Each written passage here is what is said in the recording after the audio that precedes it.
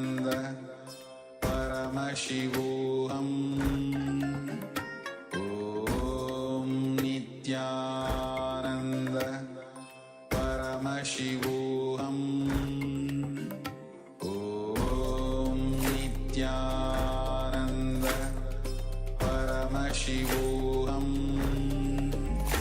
Om Nityananda Paramashivoham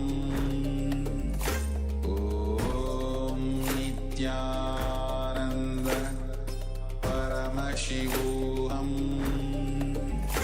Om Nityananda Paramashivoham Om Nityananda Paramashivoham Om Nityananda Paramashivoham Om Nityananda Paramashivoham Om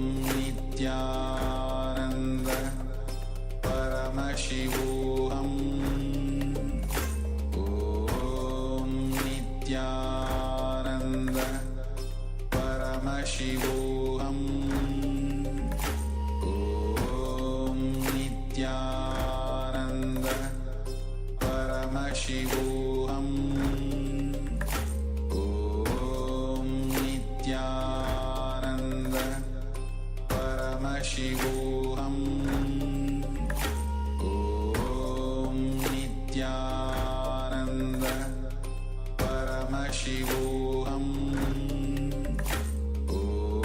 Om Nityananda Paramashivoham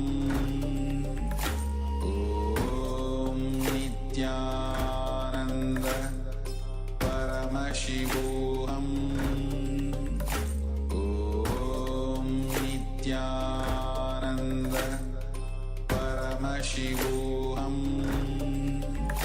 Om Nityananda Paramashivoham Om Nityananda Paramashivoham Om Nityananda. Yes. Nitano, everyone. All of you can relax now.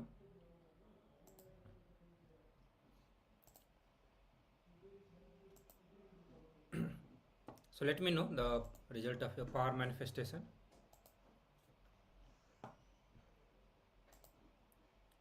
So all of you can take the measurement, the weight measurement of the object with which you are doing the power manifestation, and see if there is any difference, whether it is increased or decreased. In previous round, we all were working on increasing the weight of object, but even if it has decreased, you have manifested power.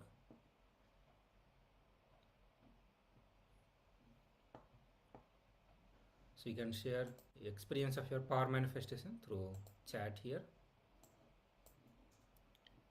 and we'll get into the another session which is on sincerity versus seriousness. We are going to understand the difference between both of this and the spiritual significance of being sincere, and how seriousness impacts our consciousness, how does it impact our life itself. We are going to look into all of that, and we are also going to be learning through the video the importance that Swamiji is sharing about being sincere and what actually you can gain by being sincere in your life. So you are going to start with one of the small story that Swamiji shares with all of us, and through this story we'll be able to understand that basically the difference between seriousness and sincerity, and how we all are serious about things that we are doing in our life. It may be different for different people, but for everyone else, for all of us, we are doing from the same state. The state of consciousness is remaining same. So the story says that two boys were building sand castles on a beach, and they suddenly had a quarrel. They fought with each other, and one of the boy got angry and he kicked the sand castles. The other boy went and complained to the king about his serious problem. There's so much of time, effort, energy that he put to build the sand castle, and the another kid, just like that, he destroyed it by kicking. the sandcastle. And we all know that when we look, at our age, when we look at this whole thing, it will look so silly that, for such a simple thing, how somebody can be quarreling and being so serious about it. So same way the king began to laugh at him for getting so upset over silly sand castles. But the king's advisor, who was a Zen monk, he was an enlightened being, he started laughing at the king because he could understand something more and he wanted to tell something more to king through this whole incident that was happening. And the Zen master started laughing. And because Zen master started laughing, the king was surprised and he asked, that why the master is laughing on it. And master replied that when you can fight battles and lose sleep over the stone castles, why do you laugh at these boys for fighting over the sand castles? So at the different age, the different activity may look, something big, serious, something of importance. But as we mature, you know, those things start looking very silly. So at the age of the kids, the sand castle itself is too serious for them, something too big for them.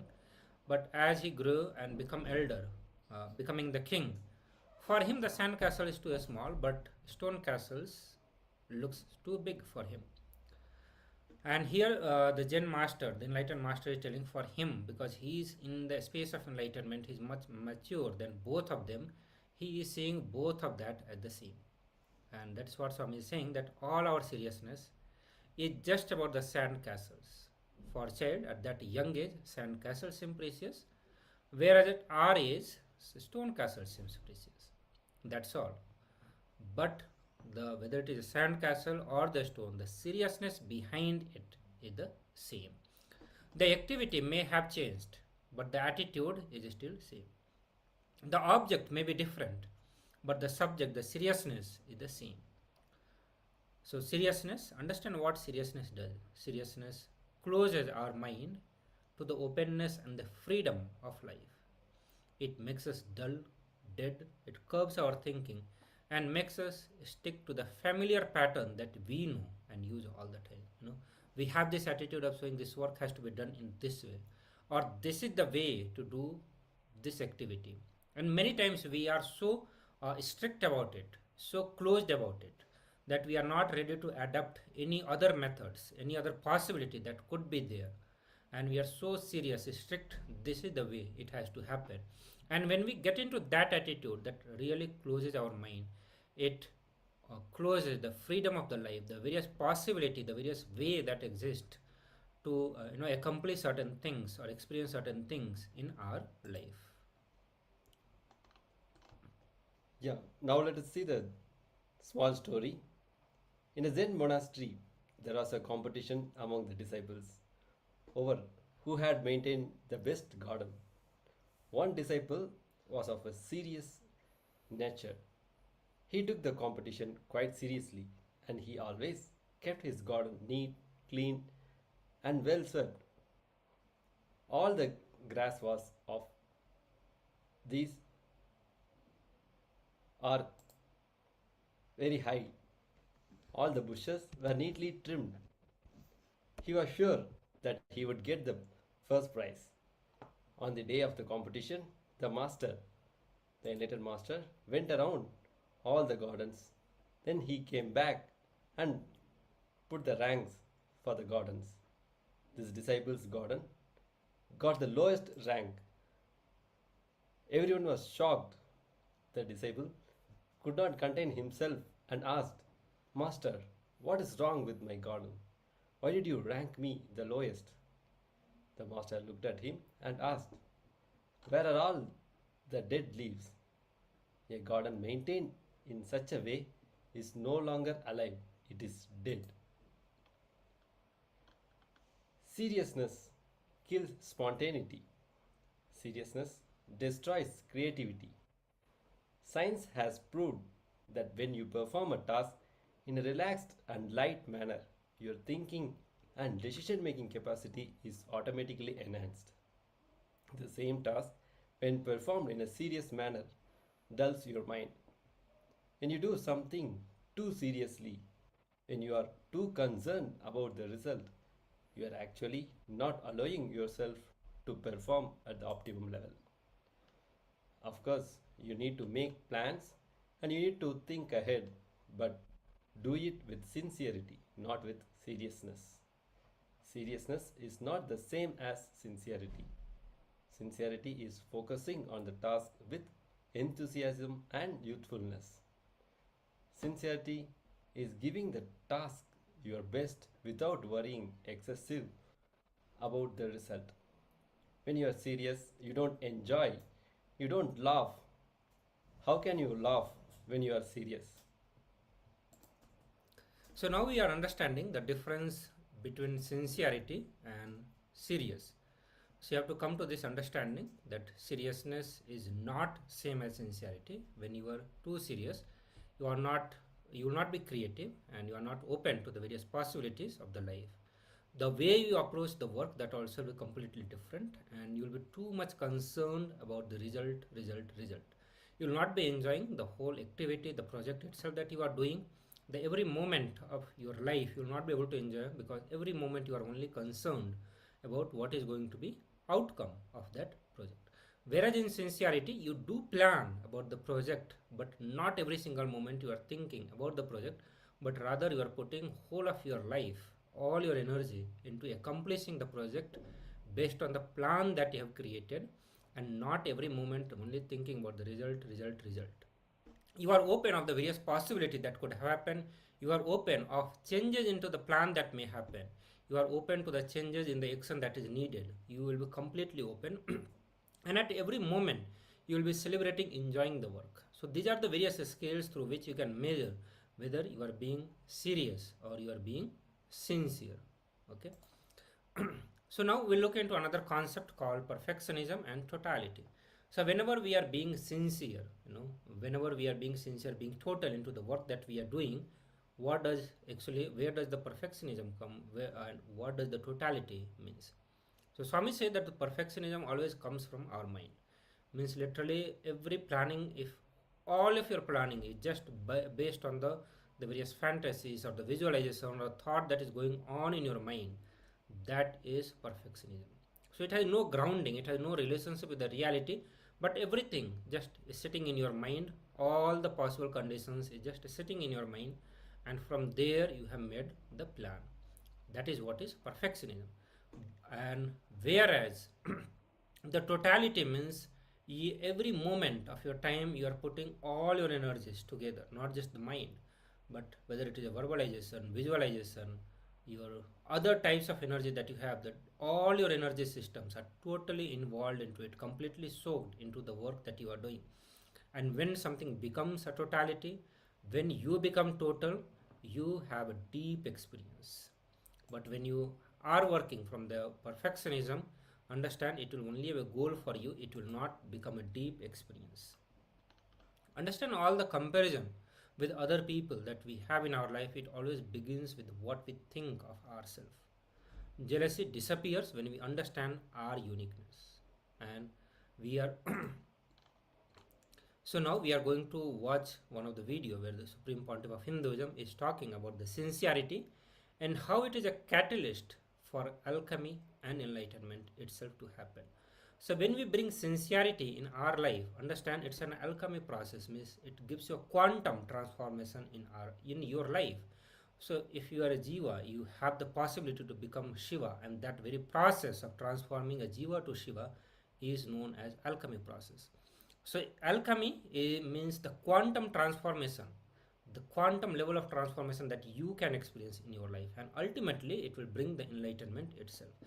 That is the power of this technique, or rather to say the concept or the cognition that we can have as sincerity. So let us watch the video discourses from the Supreme Pontiff of Hinduism.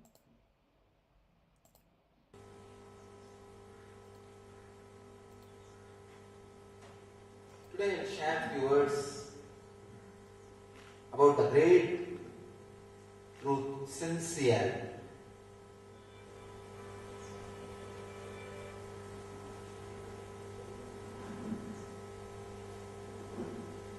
there are some constant happenings in the cosmos.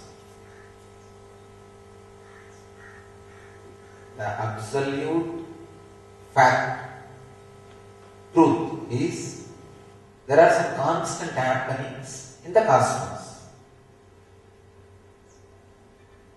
Like Jiva, the individual soul, Jagat, the world, Ishvara, the God,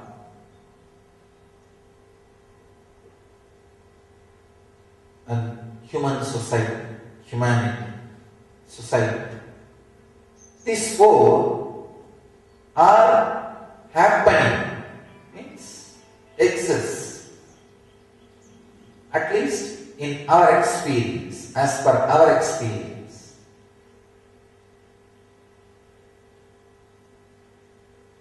Understanding the secrets about all these four and experiencing oneness with all these four is ultimate enlightenment. Not having any discrepancy with your understanding and reality, your understanding and experience is enlightenment. Please understand. An individual soul is understanding about the world, the cosmos, and his experience about the cosmos. If there is no discrepancy in between these two, he is liberated from all the sufferings given by the world, cosmos. Nothing in the nature, the cosmos, disturbs him. Same way, the individual soul, his idea about himself and his experience about himself, if there is no discrepancy between these two, he is liberated, he is enlightened. Same way, the individual soul, his ideas about God and his experience about God, if there is no discrepancy, he is liberated, he has experienced God. Same way, his ideas about humanity, society, and his experience about society, if there is no discrepancy, he is free, liberated. Sincerity is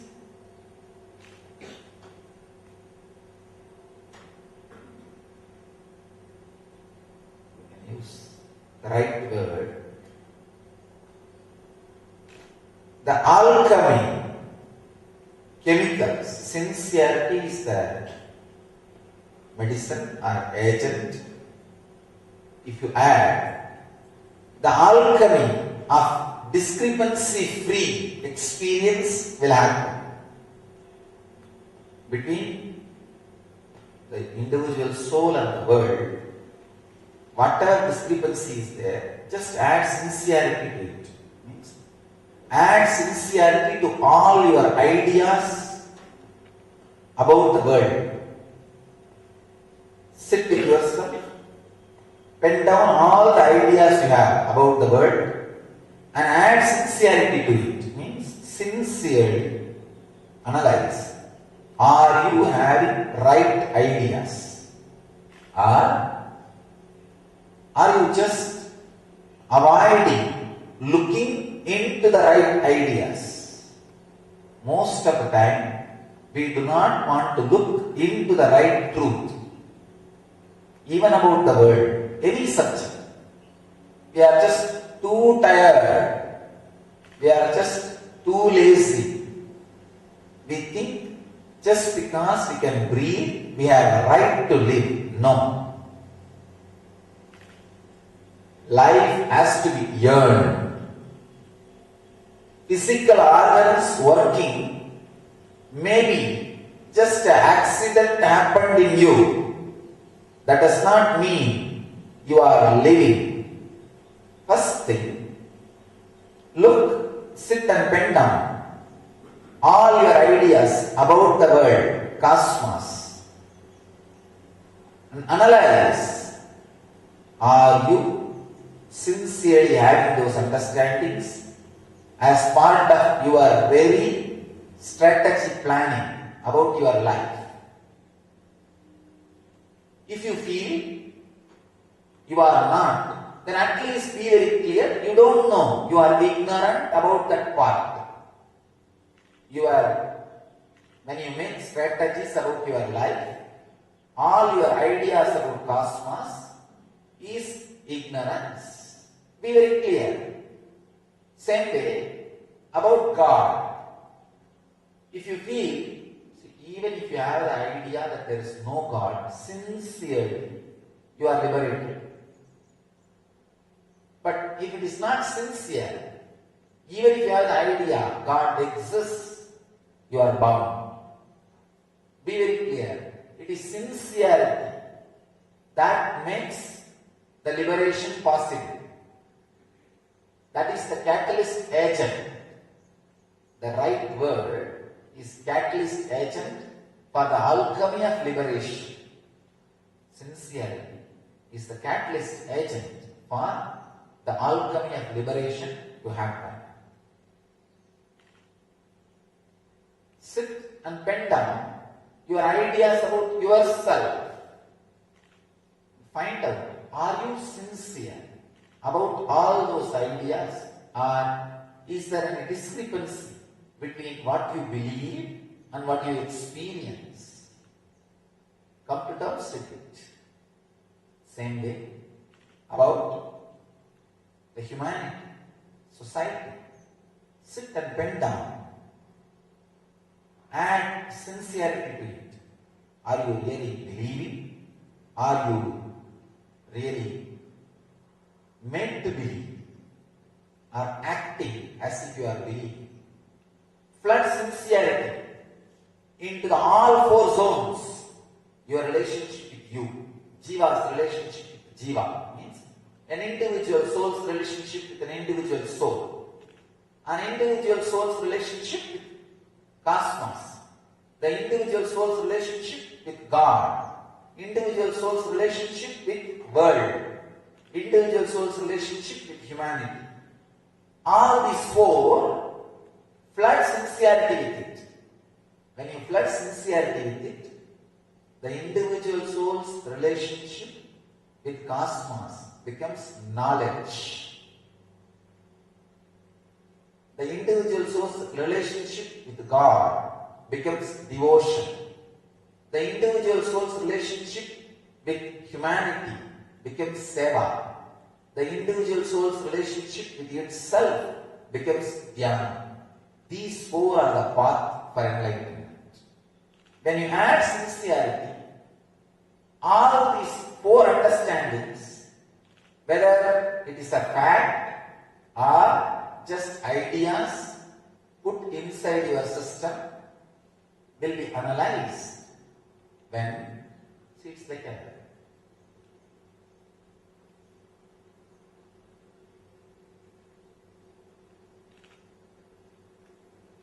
liquid, water. Your understanding about world, God, yourself and society. It's like a liquid, water. If you add the alchemy of sincerity, the catalyst agent, sincerity, when the alchemy happens, something happens, that water gets solidified. It becomes a strong ice on which you can walk. It becomes bridge. That bridge, the bridge between you and society is seva. The bridge between you and the cosmos is knowledge, life solution. The bridge between you and the God is devotion. The bridge between you and you is meditation. All these four are the paths for enlightenment, or enlightenment itself. When all these four are experienced in its purest form, it is enlightenment itself. Adding sincerity as a catalyst agent in all these four directions is called yoga. These are the 5 pillars of Vedic tradition and the Sampradaya which I evolved. These 5 are the pillars of Nityananda Sampradaya. So all these 5 pillars stand on one base, one foundation, sincerity. Sincerity is not just life solution. It is not just catalyst agent to create devotion. It is not just a catalyst agent to create seva, attitude. It is not just a catalyst agent to create dhyana or yoga. It is just base on which everything is standing. It is just base on which everything is standing. So understand, sincerity is the catalyst agent for the alchemy of enlightenment to happen. It's an important truth. We need to look in. We need to understand.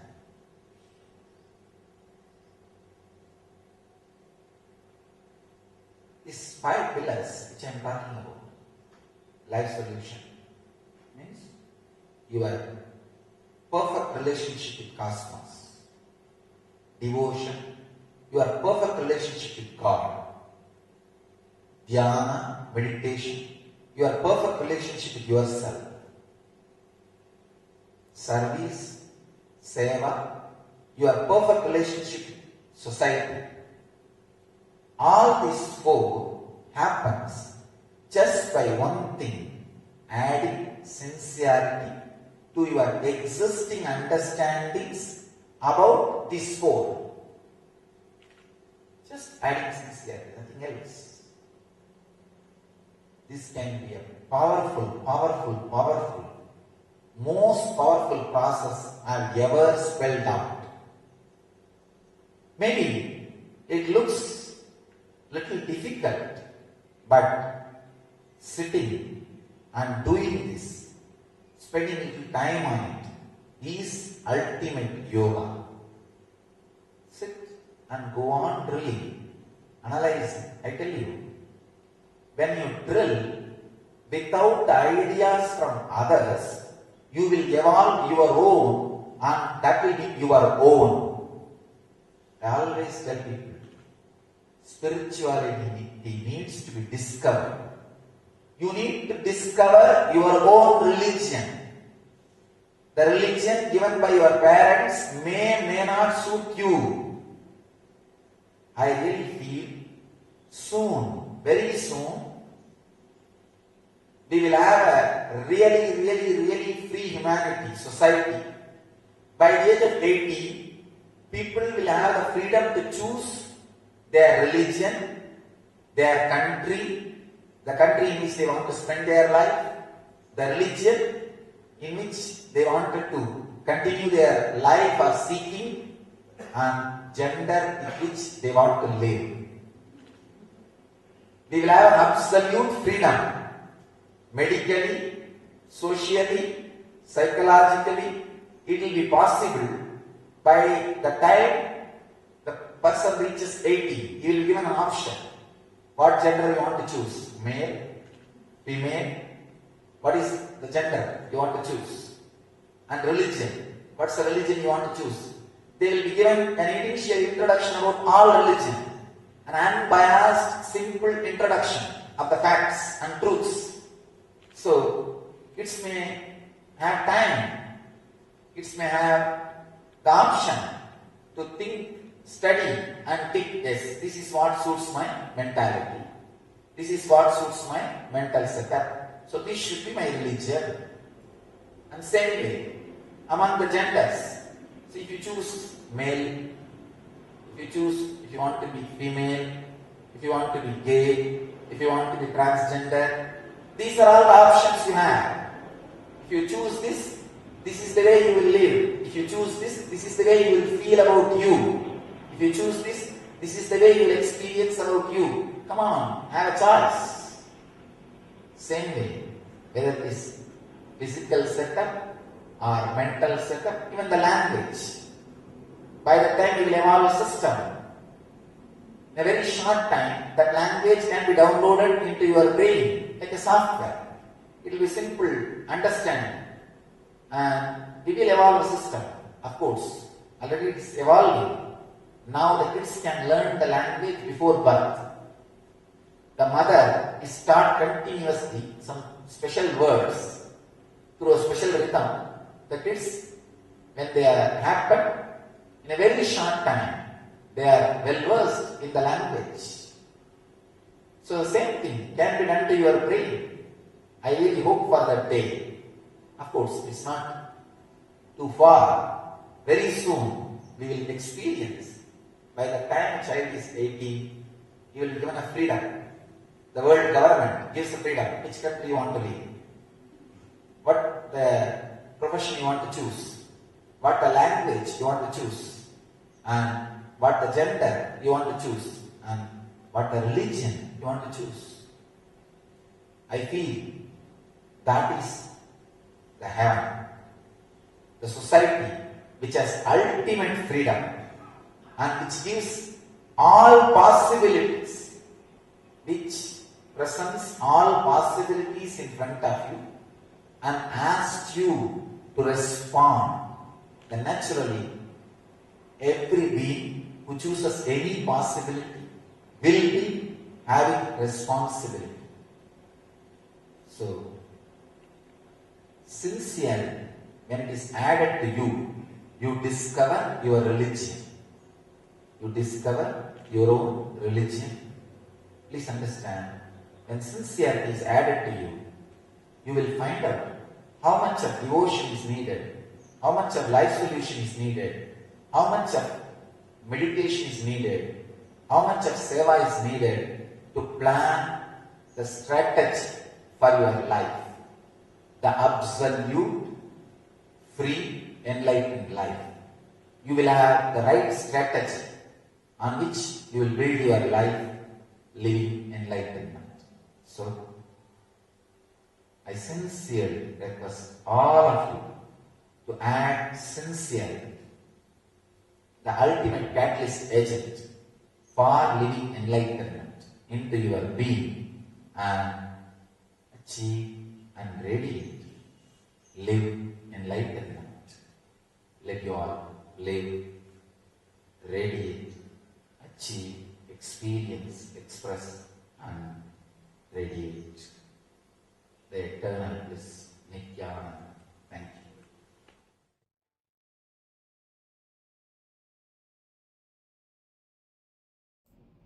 Yes, Nityananda everyone. So now we'll go into the internalizing exercises where we are going to apply these principles, the truth that Swamiji shared with all of us. And you have to pen down the 5 places in your life where you are serious. Means where you are so strict, or rather to say so closed about accepting any new changes that can be done, the new way of doing things can be done, or where you literally too much bothered about the result and you did not enjoy the whole work itself, and you are not enthusiastic about doing the work. All those things you can see that you are too serious about the work and not sincere about it. And you have to now look back and see how being serious has affected your life, means your relationship with your family, your relationship with your friends, your relationship with yourself. There are times when certain projects are being given to us, we become too serious that we literally forget everyone else in our life. All the relationship that you have with your kids, with your son or daughter, or your wife or mother, father, everything gets impacted. It gets heavily impacted because of the work that you have taken and because you are doing it in a serious manner. So you have to see how all the seriousness has impacted, affected your life. So you have to write in detail about everything, and then you have to make the decision to drop the ego and start being sincere instead. Decide to drop, the seriousness that is there and become sincere. Okay, so let us start this process. We are going to have some time for doing this process. Also, let us know if you have any questions related to that, if you want any clarification.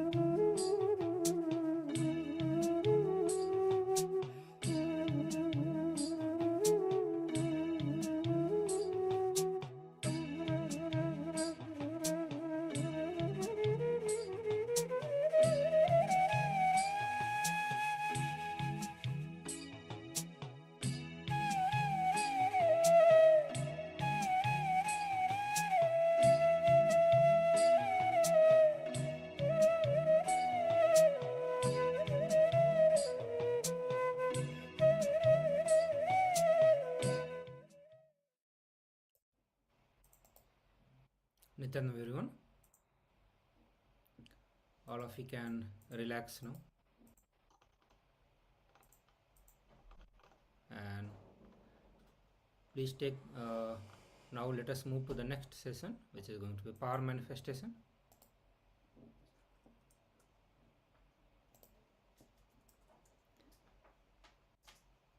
So I request all the participants. In this round, we are going to be decreasing the size of an object.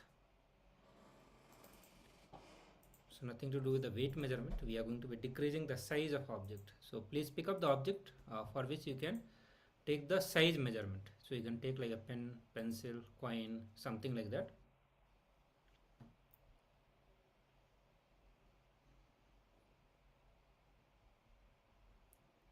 And then we'll get into the power manifestation. From the previous session, Shanta Yogini has said she manifested an increase of 5 gram. That's really great. That's a significant difference that you manifested 5 gram.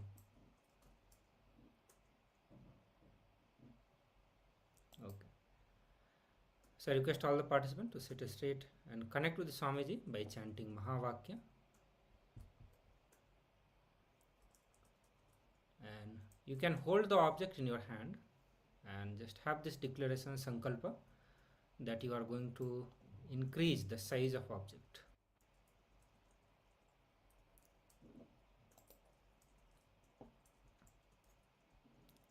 Start chanting Mahavakya intensely and loudly. Just relax in the space of oneness with Swamiji. Do not create any kind of pressure. And do not be worried about the result. Be sincere, not serious, while you are doing this power manifestation. And this is one of the great opportunity or the right moment for all of us to start manifesting this truth of sincerity, start imbibing this quality of sincerity. So with this power manifestation, we have an opportunity to move from seriousness to sincerity. Understand? Seriousness and sincerity is the attitude. So as long as you have the seriousness, that will get reflected into every single work that you do. Even the power manifestation that you are doing, you will be very serious about it. So bring sincerity means drop your attachment towards the result. Just be sincere towards the whole process. Connecting with Swamiji, chanting Mahavakya, and holding the sankalpa in your inner space. And just relaxing. Continue to relax in the space of oneness with Swamiji. And you will see that Swamiji will start manifesting and he will do what need to be done. Allow Swamiji to do what he wants to do and not what you want him to do. So let's start now. Om Nityananda Paramashivoham Om Nityananda Paramashivoham Om Nityananda Paramashivoham Nityananda Paramashivoham Om Nityananda Paramashivoham Om Nityananda Paramashivoham Om Nityananda Paramashivoham Om Nityananda Paramashivoham Om Nityananda Paramashivoham Om Nityananda Paramashivoham Om Nityananda Paramashivoham Om Nityananda Paramashivoham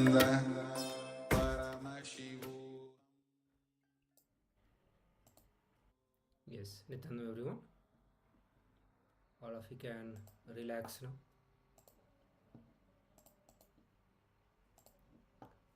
And please take the measurement of the object again and see if there is any difference in the size of object.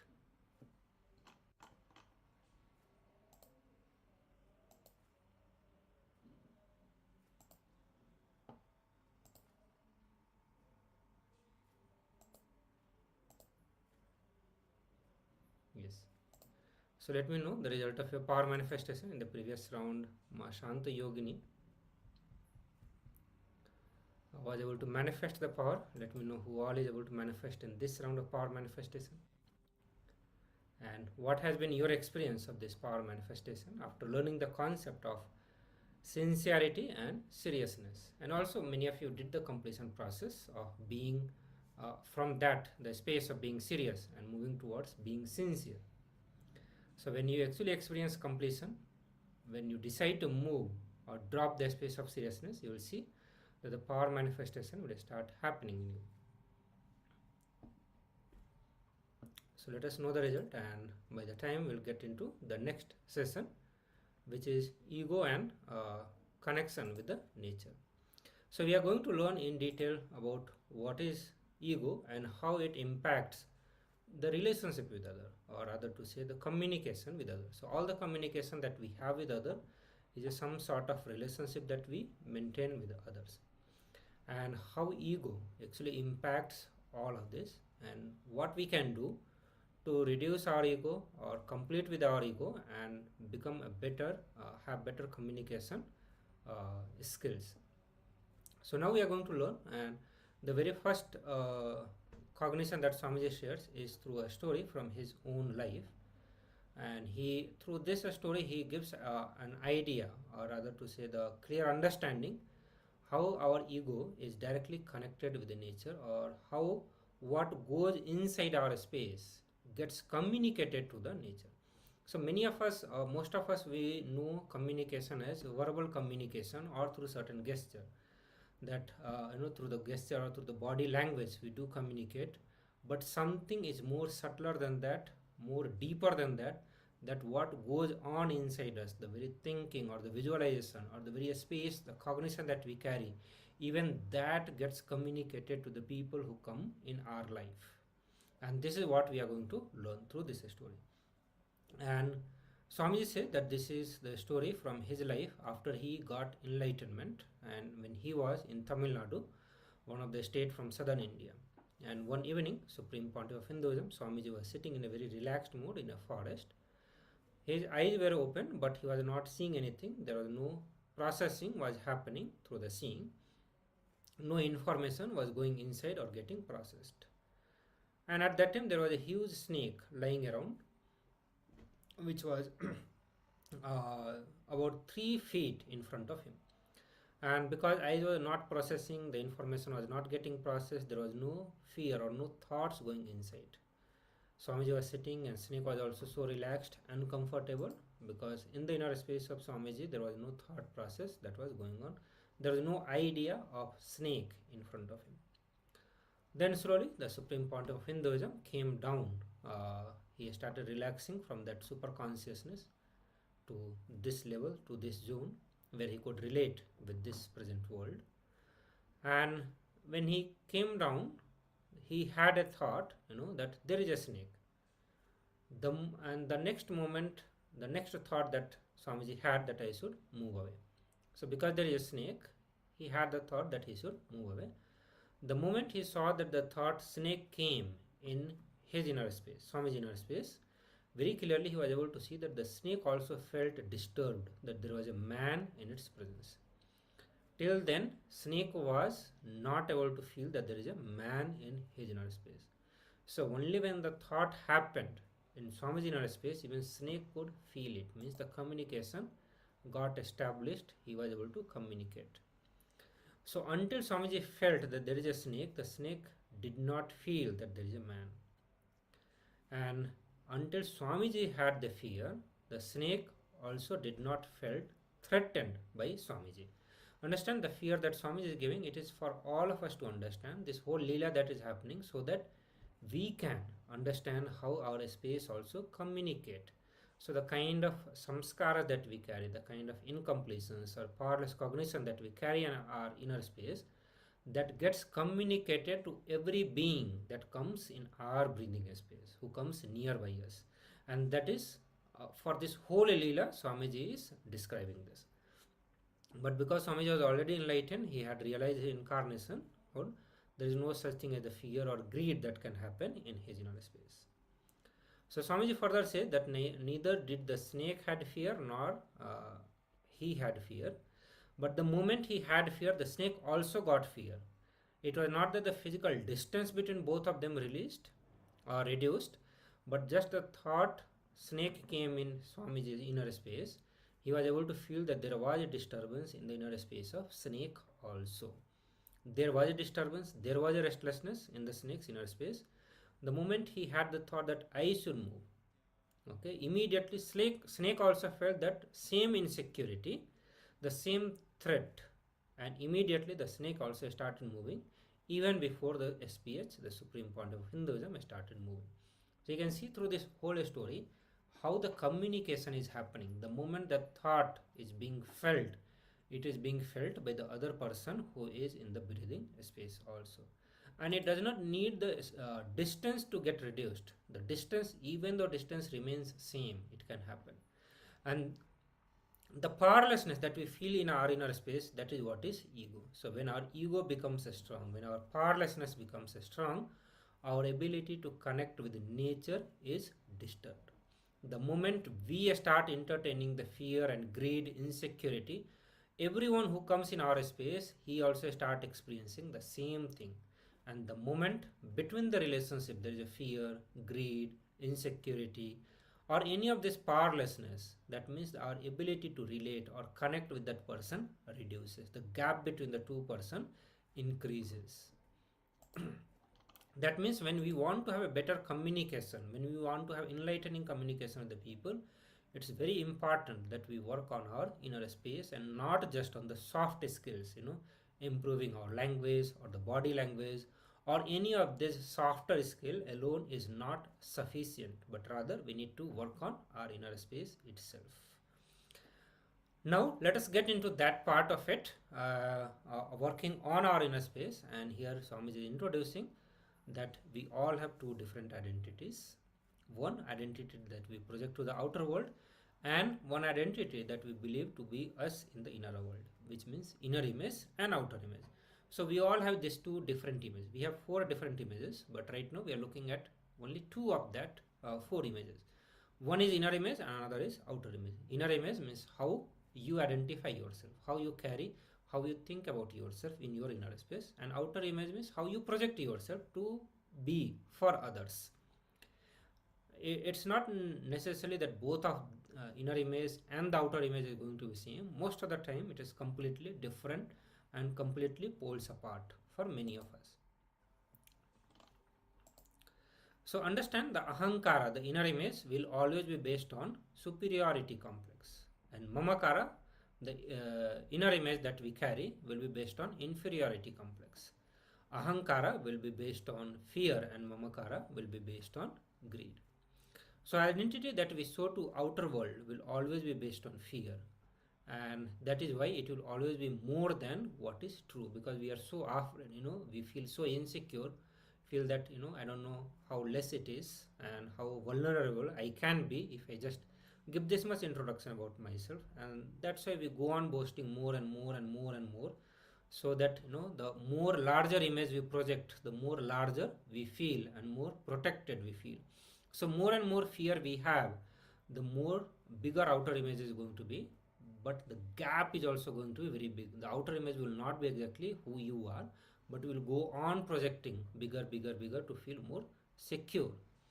Same way, when you have the low inner image, or when you are too much centered on greed, you will go on accumulating more and more inner image within yourself. Now, let us understand how we are having what we can understand as a dual identity. An example: a man arrived home after giving a series of leadership talks to a group of employees at a company. His wife asked, "How did the talks go?" The man replied, "Okay, I guess, but I'm not sure how many people understood what I said." The wife asked, "Why do you feel that way?" The man said, "Because I don't understand it myself."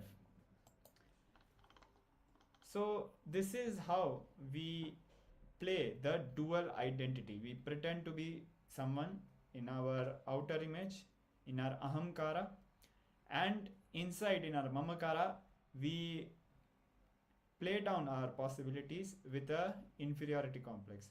The identity that you show to the outer world will always be based on fear.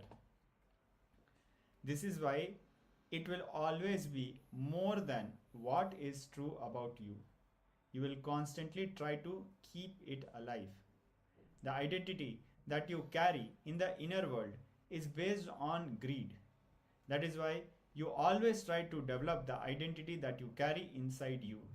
You constantly work on the identity that you believe is you and continuously try to chisel it.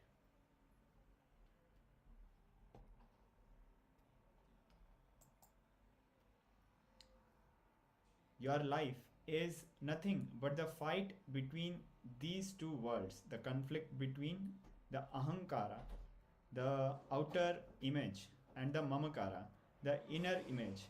The conflict between the personality that you show to the outer world and the personality that you reveal in your inner world is called tension. The uneasy feeling between these two identities creates disease. Both the identities, ahankara and mamakara, are pure myths, both are lies. The truth is, you are something beyond these two identities. See, if we spend our whole life energy expanding ahankara, the identity that we project to the outer world, our life will become materialistic. And all the people who constantly work on expanding their ahankara, they work on personality, they try to create some identity to feel satisfied about it. If we spend our whole life chiseling and developing the mamakara, the identity that we think as we, our whole life becomes moralistic, not spiritual, moralistic, that is what Swami is saying, and suppressing. So if we work on chiseling the existing identity, understand this, what Swami is saying, the existing identity that we have, the cognition that we have set up about ourselves, about the life, about others, if we just try to chisel it, try to make it more better and better, it is only either it is going to make you materialistic or it is going to make you moralistic, but not spiritualistic. Only when you start working on shifting your cognition itself, transforming your cognition itself, moving from lower cognition, lower inner image to the higher image, then only the spiritual transformation starts. The basic truth that Swami is saying to all of us is that we are much more than these two identities. We all continuously define ourselves, limit ourselves, experience ourselves within the boundary of the identity that we define ourselves. And our whole understanding about us is completely limited by this inner image and the outer image that we have declared to ourselves. But when we unclutch from these two identities, the inner image and outer image, we start realizing that we are much beyond these two identities. And when that happens, these two identity cannot bind us again. So it's not that you start unclutching and you experience a different you, and when you stop unclutching, again those identity come back. No.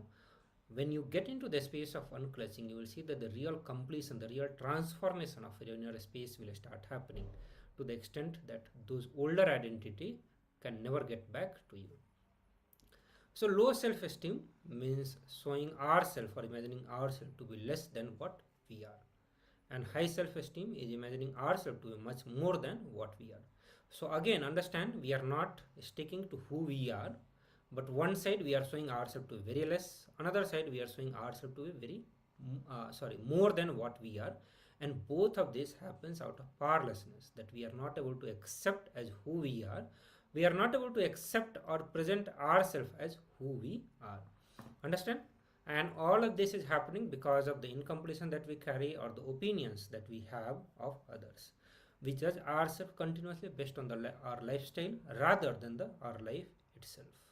We weigh ourselves by the car, the real estate we have purchased, the educations that we have, or the awards and rewards that we have gained, all the certificates that we have gained. So those include the lifestyle. So based on that, we start judging ourselves, how people think about us, how people carry about us. All those becomes a deciding mechanism of who we are, rather than looking within and trying to understand by very life who I am, what for I am. So the next thing, getting into the inferior ego, we are going to get into more details on what inferior ego is. And Swami said that the big problem is that we do not know how to remove our personality and go to the next personality. Means the personality that is defined with a set of cognitions that we have, mostly it is the powerlessness that we carry in our inner space. And we do not know how to move from one powerlessness and move to the powerfulness. That means we do not know how to move from one personality and go to the next personality. We do not know how to use personalities like the codes, means the cognitions that we carry about the self, how to drop it and pick up something new. Again, drop it and pick up something new. The kind of identity that we need to fulfill our life or experience as what we want to be, based on that, continuously choosing and dropping the inner image and outer image. Means we do not know how to use those personalities like a codes. We are caught in personalities. So using the wrong personality in the wrong place is what is called ego, and that is what is powerlessness makes us do that. So if we are arrogant and violent, where we need to be polite and humble, it is again being egoistic. And if we are polite and humble, where we need to be courageous, again we are being egoistic. Means we are allowing the decision to be taken by the powerlessness, by the wrong cognitions. If we allow the right cognitions to make the decisions, then we will be polite where we need to be polite. We will be angry where we need to be angry.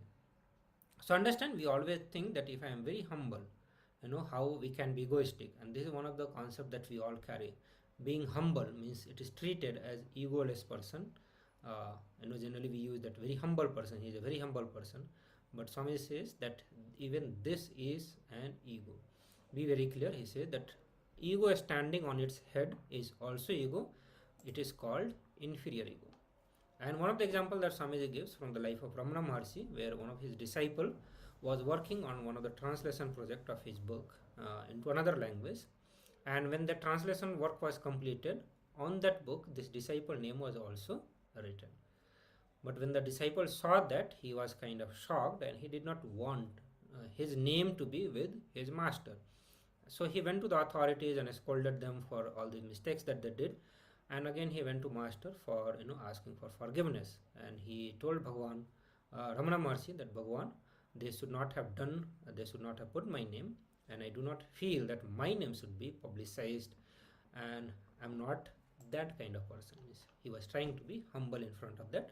And to that Bhagavan responded, Ramana Maharshi responded, that the ego that asks for the name to be there and the ego that asks name not to be there, both are one and the same. And that is where you need to understand, many times the active ego that we show or the passive ego, the humble ego that we show, both are one and the same. Both of them are ego. So be very clear that inferior ego that is trying to show humbleness is also ego. With a superiority complex, with a violent and aggressive ego, at least society can tease and break it.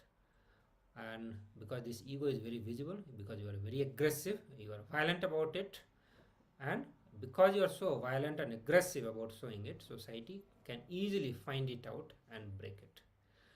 But with the humble ego, you will always escape from the societies, because society is not intelligent enough to understand humbleness as being the passive ego, and it does not know how to break it.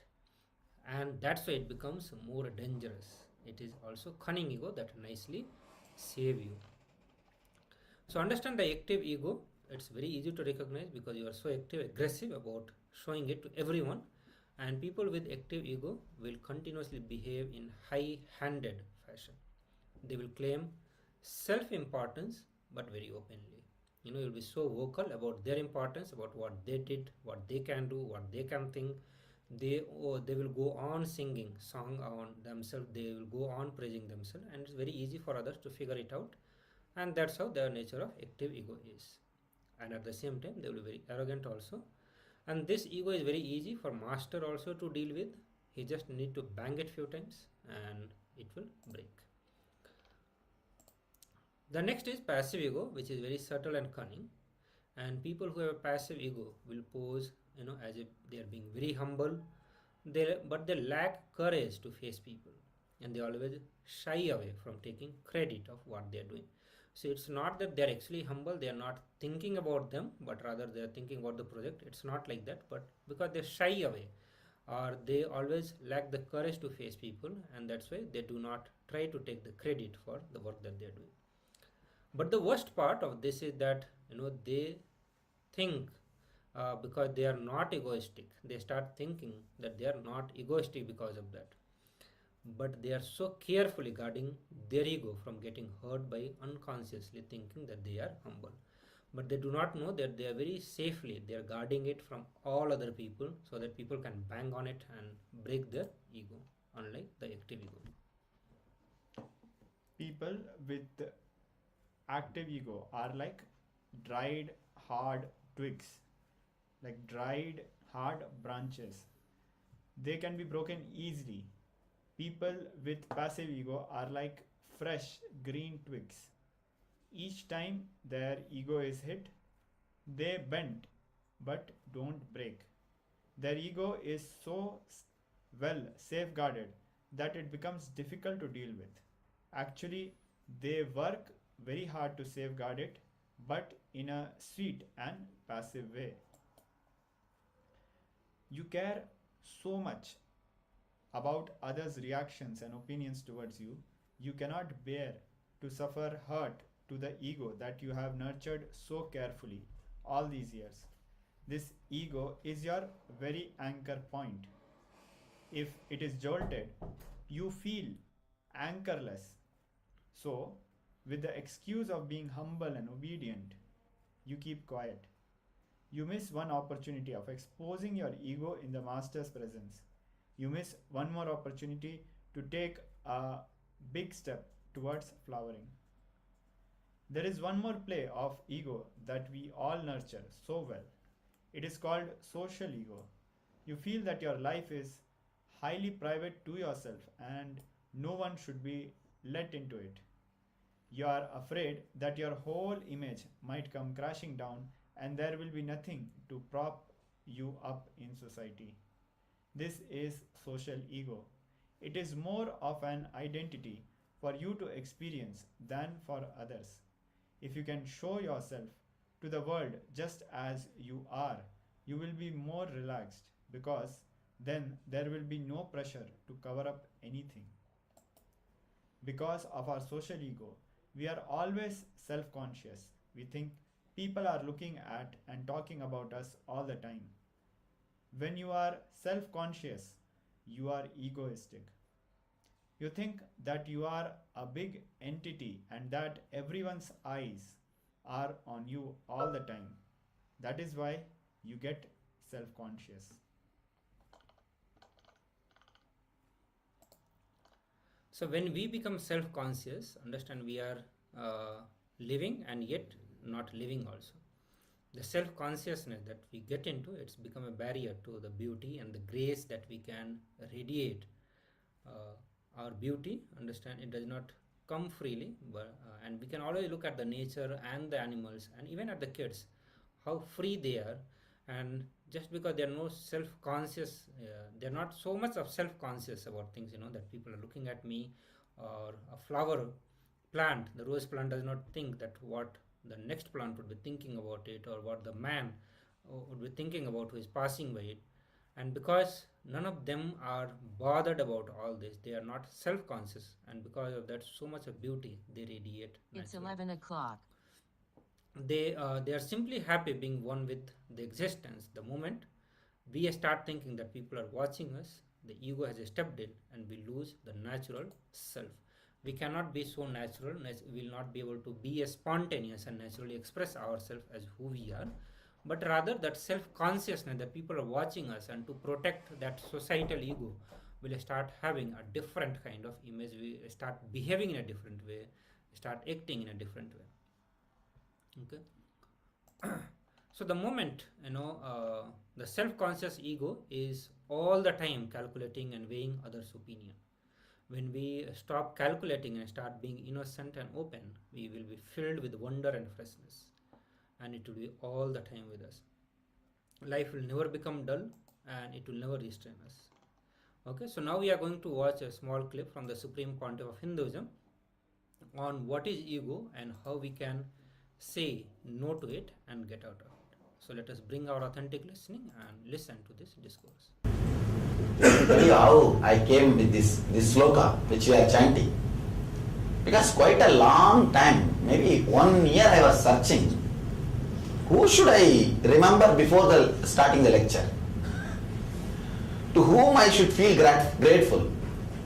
Because how will you feel grateful to existence which is part of you? It is your presence is a gratitude. But something I have to put as an example for these guys to follow. See, why I regularly, if I am in India, every day before starting my morning routine, whatever time I may come out of my quarters, the first thing I will do is go to the banyan tree. First thing, everybody knows, if Swamiji comes out, he will come to banyan tree only. These fellows will be standing in a line to catch a glimpse. And I will go to banyan tree only and come back. And sometime the meeting, these guys will ask, the ashram meeting, why are you going there, Swamiji, every day? I don't have to go there. I tell them, saying yes to somebody else means saying no to your ego. Anything which is started, saying no to your ego will always be successful. Anything which is started with saying yes to your ego will be always a failure. So now I have to set a trend for these guys to follow. If you say yes to a tree, yes to a stone, or even this door, from today you will say, I will remember this door before starting any work. Even that will be big successful. In Tamil Nadu there is a temple in which only door is worshipped. Madurai temple, Madurai Kalyanagar temple, it's called Padanattam Karuppan. That only the door is worshipped.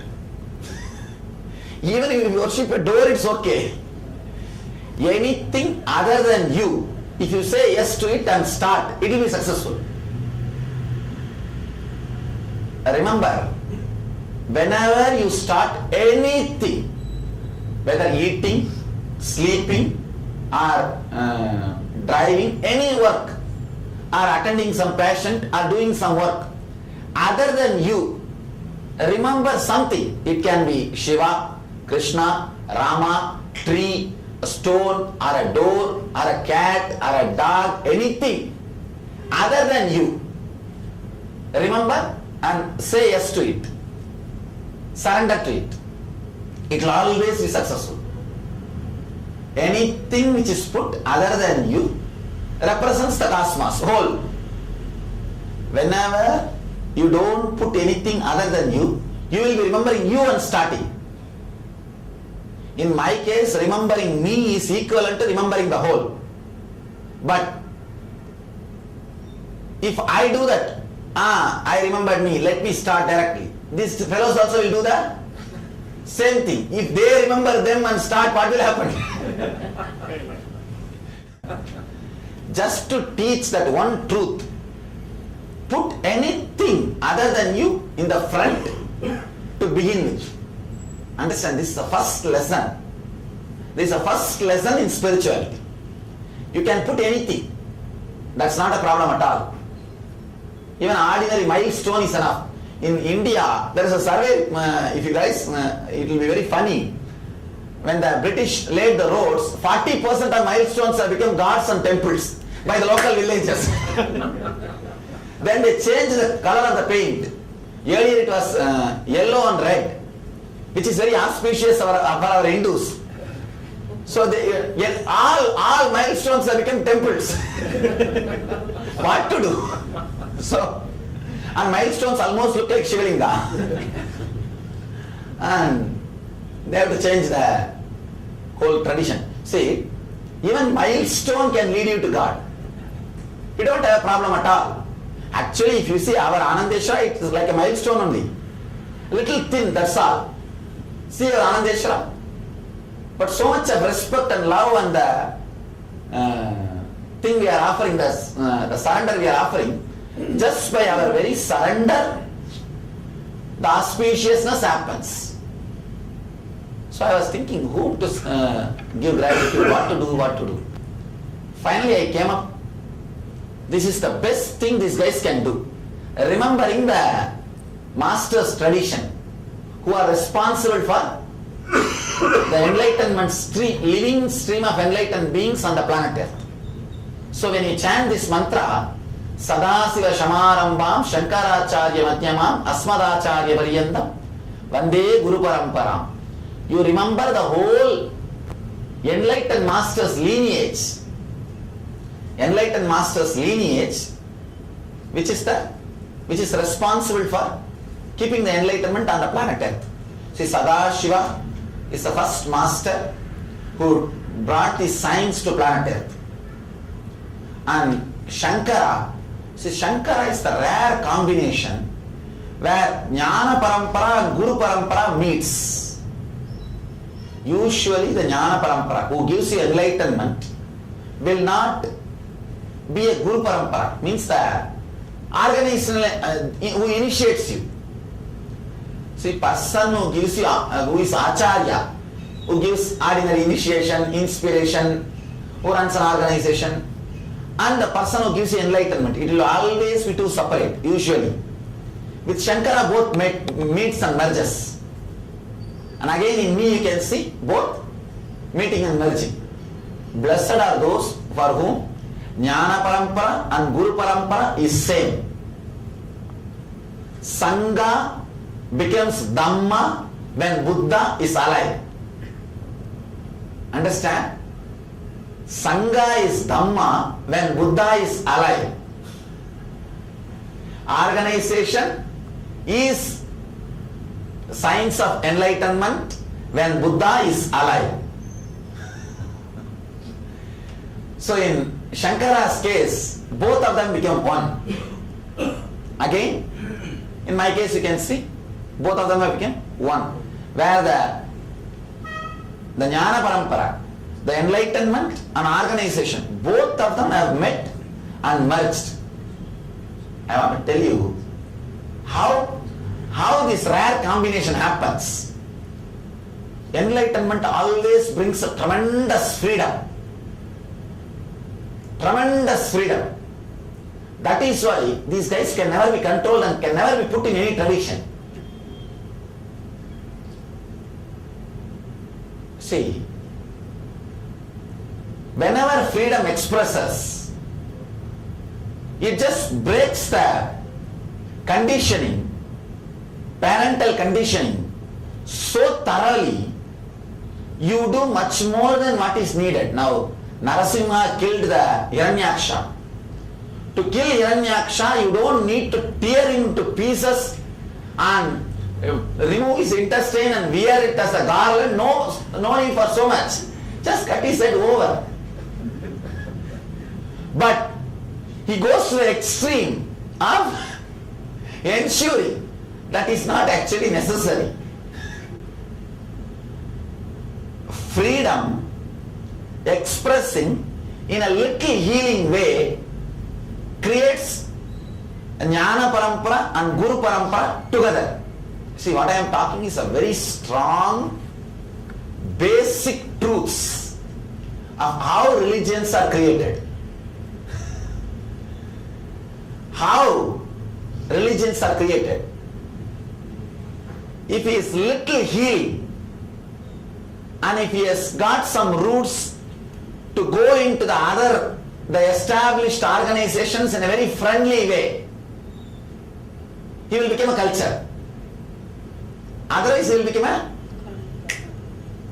Because his freedom is so amazing, very rare combination of this freedom and that respect for the tradition. See, whenever this freedom expresses through your body, the respect for tradition is lost. Need for the Sangha, need for the library to be kept alive is lost. Whenever the need for the library to be kept alive is there, the freedom is lost. Understand? And it will be very strange scene. The same website, Paramashivoham Maharaj garlanding me photo will be there. The same website will have this photo. Unfortunately, yesterday I did not allow.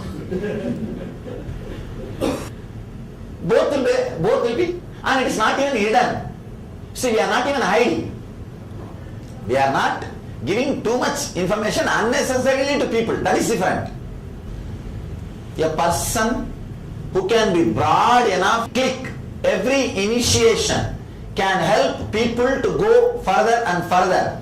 Only can be a person where the Sangha, the Jnana Parampara and Guru Parampara meets. Understand, you need to be so broad enough to Jnana Parampara and Guru Parampara to meet. Otherwise, the fight between this Jnana Parampara and Guru Parampara has weakened our whole tradition. The greatest calamity happened to our Vedic tradition. In the modern days, the fight between this Jnana Parampara and Guru Parampara. Just imagine, with Osho's intelligence and his grandeur, his vision, his capacity, somehow, if he was little more accommodative to have the Jnana Parampara and Guru Parampara to meet, what would have been the support for the Guru Parampara? Tell me. Miracle. Huh? One of the greatest miracles would have happened. He would have been the Kalki of Vedic tradition. Somehow, see, I am nobody to judge, but what I am saying, we should be broad enough both to meet.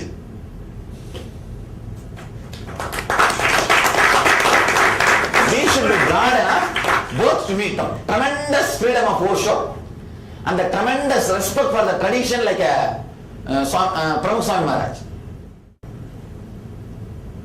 But we should be a base where Jnana Parampara and Guru Parampara meet. Shankara was the key person where Jnana Parampara and Guru Parampara met in those days. Those days itself, he was a great master who kept the Vedic tradition alive. And same way, he was a great master to create a new interpretation on the commentary. He was the first guy who organized the whole thing back to life. Back to life. Then afterwards only I selected each word. Actually I thought of putting many, see Sadashiva Samaramba, that line no controversy. That's ultimate. Whether Shankaracharya Madhyama or Ramakrishna Madhyama or Ramanaya Madhyama, that I was debating for quite a long time. For quite a long time I was debating. Then finally I saw Shankara seems to be much more juicy and stronger, bigger platform where the flight of tradition and freedom both can land and take off. So that's the reason I finally decided Shankara is the person. In him the freedom also landed. See how today I am trying to be a bigger platform for tradition, the respect to the tradition like a BAPS to land and the freedom of Osho to land. Shankara was the platform for bhakti, jnana, everything to land. He was the platform. He was able to speak the highest Advaita and the Bhaja Govindam, Govindam Bhaja Mudamadi. Somebody was telling me, no, all the scriptures attributed to Shankara, stotras attributed to Shankara are not done by Shankara. Understand? First thing you should understand, he may not have done that directly, but let me give you one example. I may not have written a book directly, but unless it expresses the ideology for which I stand, it can't be attributed to me. Am I right? It cannot be attributed to me. Suddenly you cannot write a book on how to create aircrafts and attribute it to me. Or how to create the parts of the train and attribute it to me. No. Only the spiritual literatures which stands for the ideology I represent can be attributed to me. So even though whether he wrote or not, the very book attributed to him means he stands for it. He stands for it. So he was the great platform where the whole thing was able to meet and merge. That's the reason I chose Shankara. Shankaracharya Madhyama. Then Asmadacharya Varyantam. Here also I had a third line, we had a Nityananda Varyantam. I said, no, I am not last prophet. I am not going to be last prophet. That's the reason I made the word Asmadacharya Varyantam, so that the masters, enlightened masters lineage is going to be there. See, after I leave the body, single person may not represent me, but there will be a group of enlightened masters carrying the mission forward. So our disciples, the next generation disciples also will be able to repeat the same word if it is just Asmadacharya Varyantam, till my master, till my Acharya. That's the reason I left the word Asmadacharya Varyantam. Vande Guru Paramparam, so that you can continuously remember.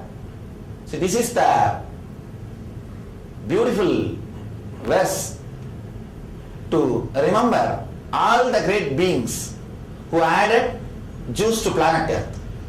Juice to planet Earth. Try whenever you do any big work, remember all of them. Put them all in the front and then start. You don't even, if you don't remember, of course you can't remember all of them, even one or two is okay. Whoever you remember. If you have read Shankara's literature and feel connected, then Shankara. If you have read Ramakrishna's literature and feel connected, then Ramakrishna. Or if you feel connected with me, then remember me. That's all. Anyone in that lineage, put always them front and then start. It will always be successful. It will always be successful. That's the reason I designed this Sadashiva Samarambha, Shankaracharya Madhyama, Asmadacharya Varyantam, Vande Guru Parampara.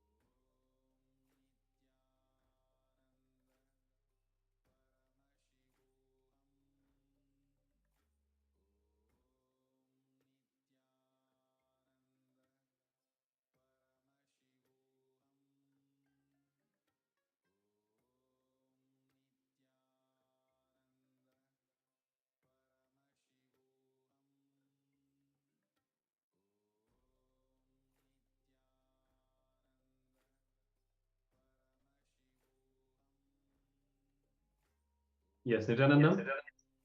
And we welcome all participants as we are going to be continuing today's session.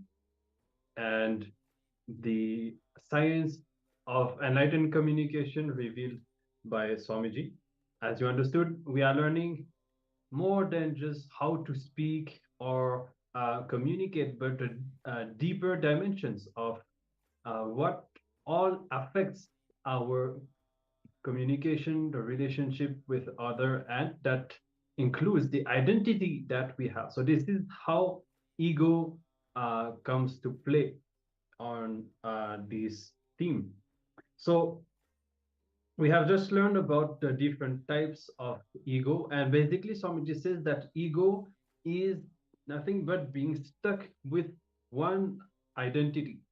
So all of us, with all the different relationships that we have, all the different um, all the different responsibilities that we have in life, all of us need to assume different identities. We need to be different persons and assume different roles in different situations. Now, ego is nothing but being stuck with just one identity. And so we'll be approaching different situations with the wrong inner image. So it can be either an inner image that is too high, more than what we are, or that can be an inner image that is too low.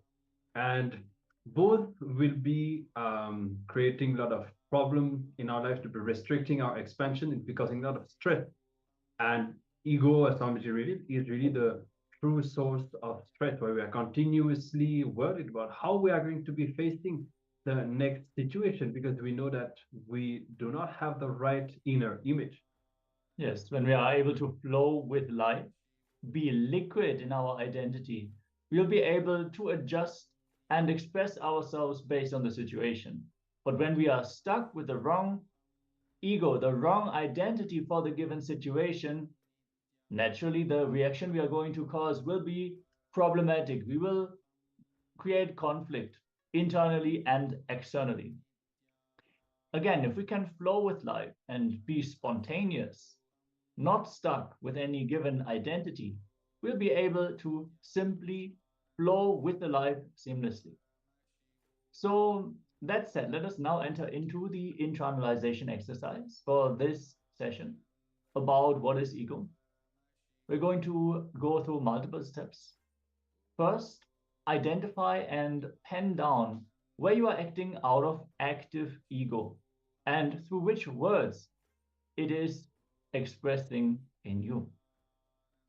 So we learned about the active ego and passive ego, where you will be blunt and expressing that ego in the active ego, which is very easy to see. If someone is acting out of active ego, it is easy to see for the people around you, and you are most probably going to be confronted about it in some way, shape, or form. While the passive ego might not even be recognized as such by the society, while it is actually much more cunning and much more difficult to address, because you need someone who is able to make you face it. Swamiji gave the example, the active ego is like a dry stick. You just punch, you just hit that ego a few times and it will break. But the passive ego is more like a young, fresh stick. No matter how many times you hit it, it'll just bend. It'll not break that easily. So for the first step, write down where you are acting out of the active ego and through which words it is expressing in you. Second step, identify and pen down where you are acting out of passive ego. Through which words is it expressing in you? Third, identify and pen down where you are acting out of social ego, through which words it is expressing in you. Where is it that you are acting to fit in the social norm, where you are literally cheating based on the given social structure? And final, the fourth step, complete and decide to align to the Guru's words and teachings. Swamiji has given many powerful cognitions about how to actually go beyond the ego. So decide to align and go beyond these identities, which are in no way, shape, or form useful for you. Since when you stick to these identities, which are fundamentally wrong, they are not your actual identity, you create conflict and you make life for yourself and others much more difficult. Yes. So let's start the exercise.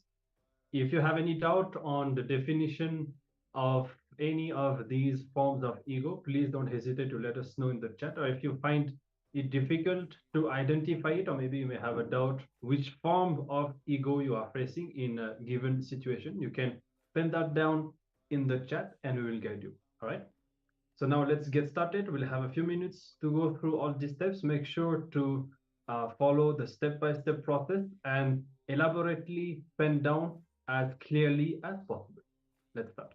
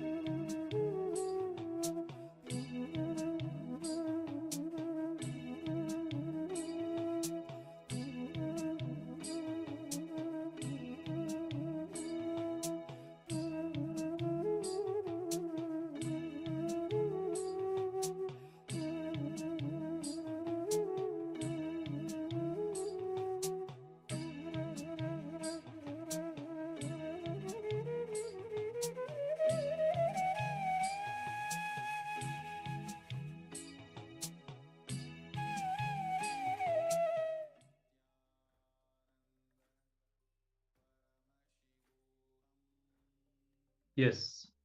So we'll be having a few more minutes. You can continue doing the exercise. And I think the active ego should be quite easy to understand. And we have also been through the passive ego. The social ego is more like the identity that we have in society, how we define in society, I should be like that. So we automatically edit ourselves, and we create that kind of idea of a privacy, or what is right, what is wrong, and a very defined frame that we adopt to be in the society. And as per the passive ego, if you have any questions, just let us know. I think we have already explained it quite a bit. So just continue. We have a few more minutes. If you have any questions, let us know in the Zoom chat.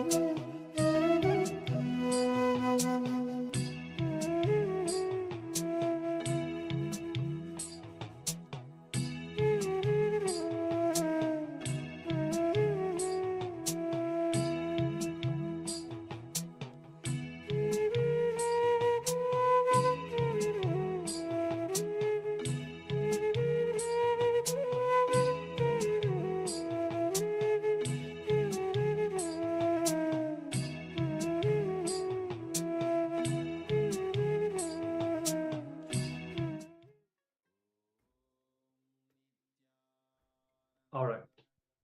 So we come to the end of this exercise. How that you are able to identify the different forms of ego in your life, and it's one of the very important completion process, one of the very important breakthroughs that all of us need to have to identify the identity that we are stuck with.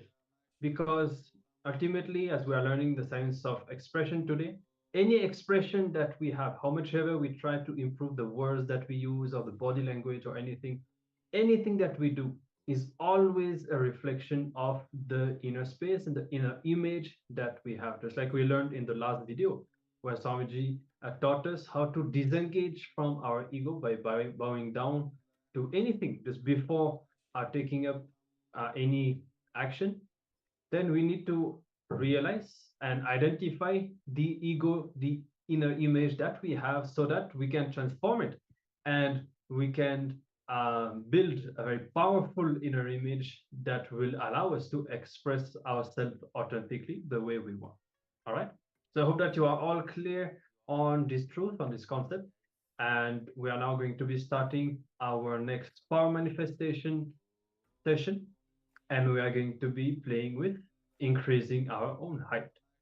Yes, we're going to manifest one more round of the Ashtamaha Shaktis, the power of Mahima, which is increasing in size as we are experiencing the breakthrough with our identities. We are able to unclutch, we are able to distance ourselves from the compulsive behavior. Simply, we will be able to sink into the state of Nirvikalpa Samadhi more and more smoothly. The more we hold on to the internal and external struggles, the more it will take of us to actually unclutch and fall into that space, that state of Nirvikalpa Samadhi. Swamiji very clearly described that Nirvikalpa Samadhi is not even something to achieve. It is something to fall into. So let us enter into this powerful technique, which can not only heal you, bring completion, heal your relationships, help you manifest wealth. It is a multi-dimensional manifestation. Yes, the powers we are going to manifest are specific and unique, but fundamentally the underlying process, the underlying principle is establishing the oneness connection to Swamiji, and through him with Paramashiva, with our supreme original identity. So for this session, let us just sit and unclutch from our identity, be it internal, external, whatever experiences you had throughout the day, whatever encounters you had, how you reacted throughout the day.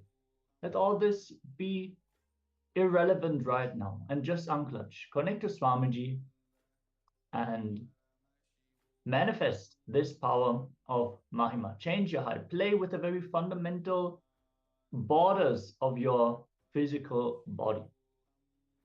First, we request all the people here in the Zoom and on the other social media channels to please take a preliminary measurement of your own height so you can compare the before and after. You can achieve that through different ways. You can either use a measuring tape, or you can make a mark on a wall and use the support of a book. Just make sure you have a comparative measure so you can see in the end by how much you have increased your own body height. And once you have done so, sit in a comfortable cross-legged position. Optimally, you would sit in Padmasana on the floor, but any comfortable posture is fine if you're not able to sit in Padmasana for a long time. And connect to Swamiji. Simply visualize him in your inner space with a sweet smile and chant the Mahabhagya, a cosmic passcode that can simply manifest these powers through you. And then just drop whatever comes up in your inner space. Just let Swamiji manifest through you. Be a channel for the Shakti to flow through you. If your false identities melt down, simply Shakti will flow through you. So just sit chant the Mahavakya, and let us enter into this round of the power manifestation.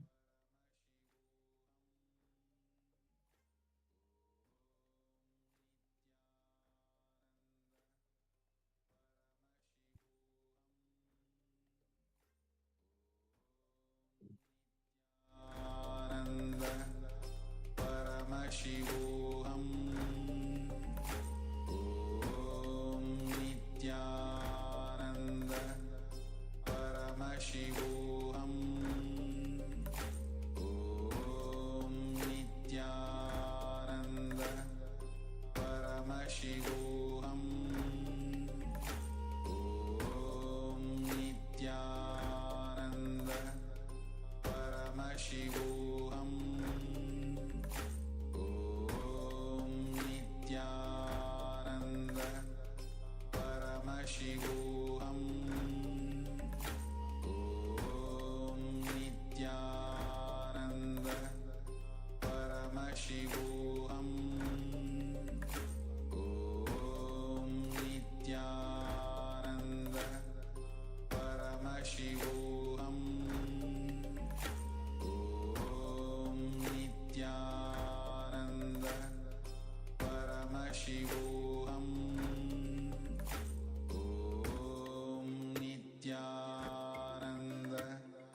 Paramashivoham Om Nityananda Paramashivoham Om Nityananda Paramashivoham Om Nityananda Paramashivoham Om Nityananda Paramashivoham Om Nityananda Paramashivoham Om Nityananda Paramashivoham Nityananda Paramashivoham Om Nityananda Paramashivoham Om Nityananda Paramashivoham Om Nityananda Paramashivoham Om Nityananda Paramashivoham Om Nityananda Paramashivoham Om Nityananda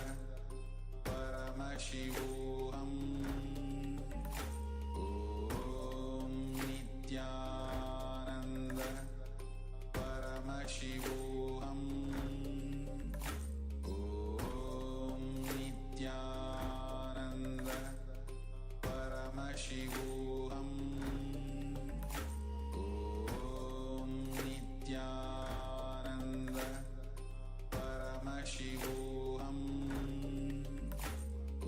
Om Nityananda Paramashivoham Om Nityananda Paramashivoham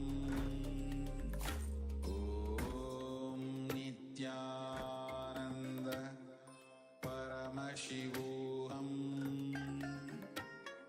Om Nityananda Paramashivoham